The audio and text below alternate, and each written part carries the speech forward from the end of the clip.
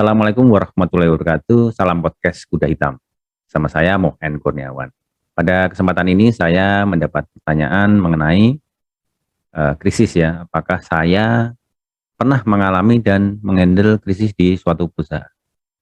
Oke, jawabnya kita mulai dari krisis dulu. Krisis ini adalah suatu kejadian, peristiwa atau insiden yang terjadi secara tiba-tiba dan sangat genting ya pada periode waktu tertentu dan menimbulkan dampak negatif yang signifikan kepada perusahaan.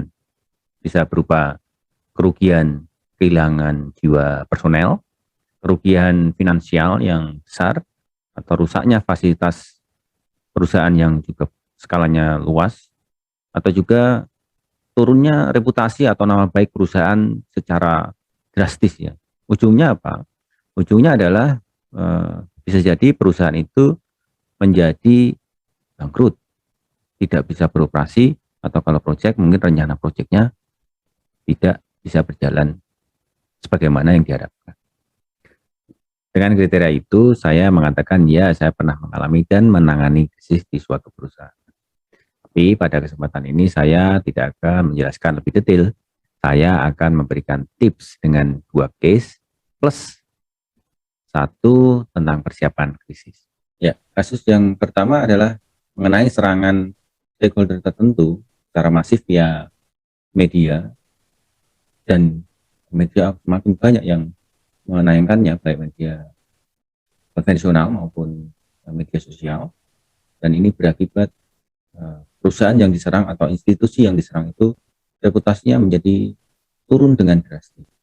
Saya perhatikan dari tahun 2000-an hingga sekarang, kasus ini terjadi di beberapa industri seperti industri medis, industri transportasi darat, transportasi udara, industri makanan minuman, dan juga tentu industri yang lain ya. Nah, jika hal tersebut terjadi dengan kriteria bahwa reputasi perusahaan yang diserang atau institusi yang diserang itu turun dengan drastis, serangannya sudah masif, meluas lewat media sosial, maka harus segera ditetapkan bahwa ini adalah suatu krisis. Kenapa? Supaya penanganan dari masalah itu bisa dilakukan dengan cepat dan dengan sense of urgency yang tinggi. 2 kata kunci. Nah, dengan adanya serangan yang negatif secara masif, tindakan yang dilakukan adalah harus bisa membalikkan keadaan menjadi positif. Artinya buat perusahaan, positif buat perusahaan. Nah, gimana caranya gitu kan? Pertama, harus dilakukan mapping dengan cepat ya. Media mana yang berpengaruh dan bersedia untuk mendapatkan edukasi. Supaya apa? Supaya ya media tadi mendapatkan pemahaman yang komprehensif. Oke, itu satu. Yang kedua, harus ada pembuatan konten narasi berdasarkan skala prioritas dan dibuat dengan urgensi yang tinggi, cepat gitu. Itu yang kedua. Yang ketiga, harus ada spokesperson dan juga narasumber yang lain yang dapat di luar kita, yang dapat membantu kita ketika melakukan edukasi ke media.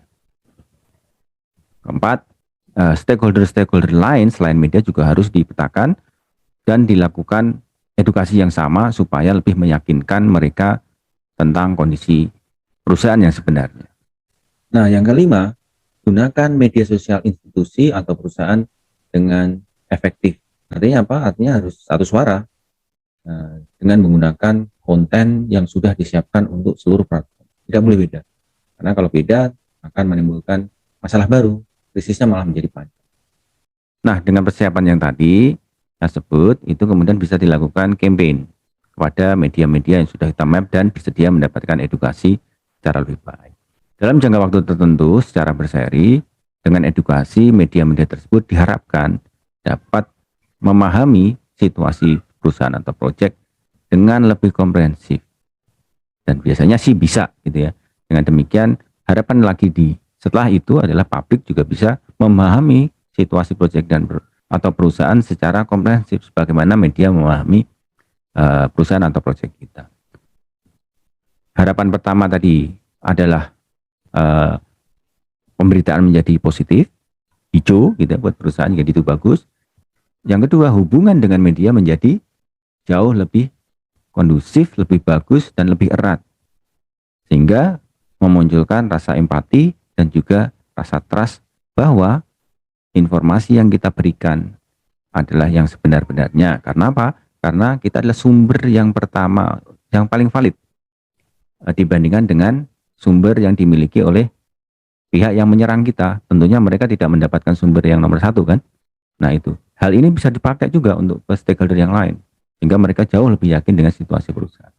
Nah ketika itu sudah tercapai, insya Allah krisis itu akan bisa dinyatakan selesai. Dan kita mendapatkan hasil yang kita inginkan. Dalam pengertian misalnya satu, reputasinya perusahaan kembali menjadi bagus. Itu yang pertama. Yang kedua, proyek atau perusahaan kembali pada situasi yang normal. Nah yang kedua ini berbeda. Sama-sama diserang oleh satu stakeholder, tapi krisisnya nggak jadi. Nggak terjadi gitu. Gimana ceritanya? Perusahaan itu was-was. Wah ini kalau ke media bisa jadi krisis.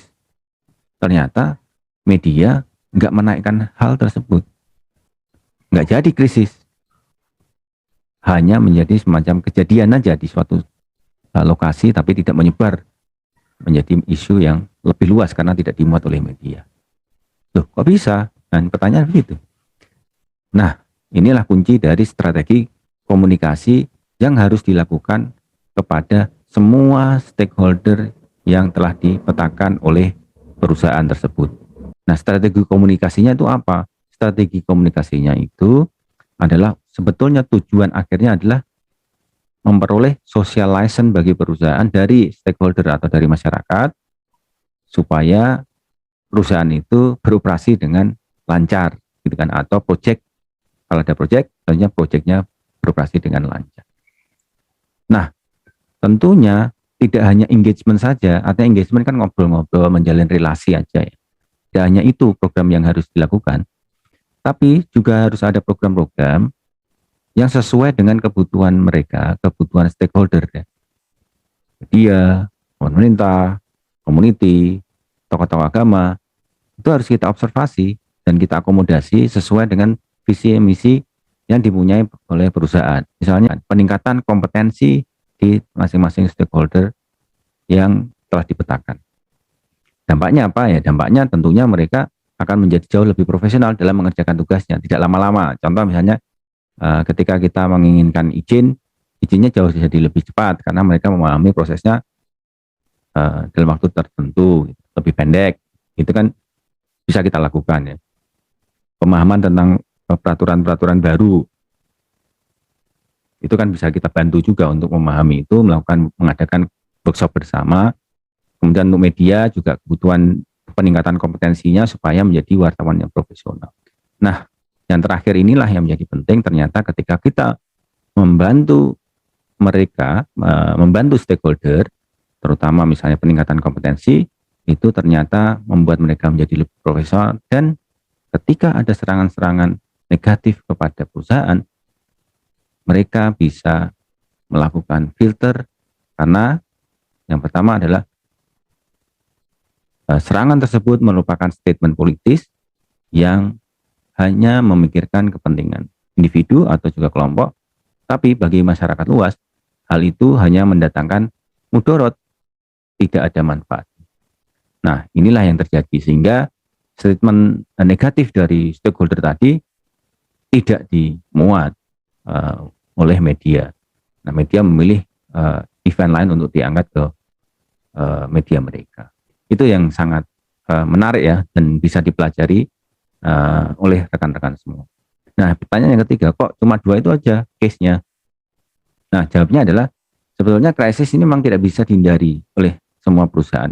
Bisa datang kapan aja. Oleh sebab itu, diperlukan persiapan yang reguler berupa workshop ataupun role play yang dilakukan kalau bisa setiap tahun sekali. Supaya apa? Tujuannya sederhana, yakni supaya ada sense of crisis handling itu senantiasa terjaga. Itu kuncinya. Kalau tidak dilakukan dan tidak terjaga, nanti bisa panik ketika terjadi krisis beneran. Intinya 3 hal itu untuk menjawab pertanyaan mengenai krisis. Semoga bermanfaat bagi rekan-rekan semua. Wassalamualaikum warahmatullahi wabarakatuh.